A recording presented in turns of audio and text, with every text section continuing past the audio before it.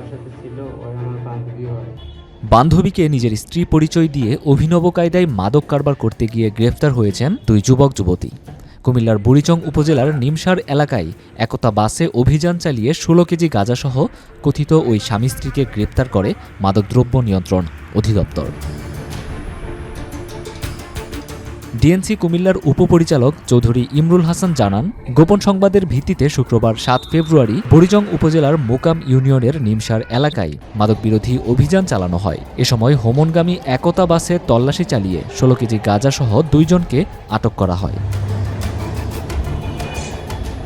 আটক মোহাম্মদ হোসেন মিয়া কুমিল্লা জেলার কোতোয়ালি থানার শুভপুর গ্রামের নাসির মিয়ার ছেলে। শারমিন আক্তার কুমিল্লা জেলার কোতোয়ালি থানার আড়াইওরা গ্রামের জনি মিয়ার স্ত্রী।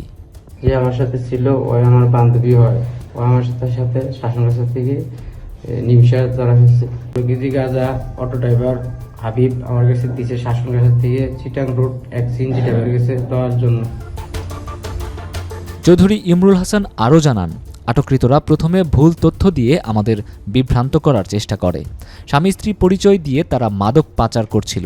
এক পর্যায়ে শারমিনের আসল স্বামীকে মুখোমুখি করলে আসল পরিচয় বেরিয়ে আসে। শারমিন তার স্বামীর অগোচরে মোবাইল ফোনে হোসেন মিয়ার সঙ্গে বন্ধুত্ব করে। পরে স্বামী স্ত্রী পরিচয় দিয়ে কৌশলে লোকাল বাসে কুমিল্লা থেকে গাঁজা নিয়ে দাউদকান্দি যাচ্ছিল। পরে বাস পরিবর্তন করে এসব গাঁজা ঢাকায় নিয়ে যাওয়া হতো। আসামিদের বিরুদ্ধে বুড়িচং থানায় মামলা হয়েছে।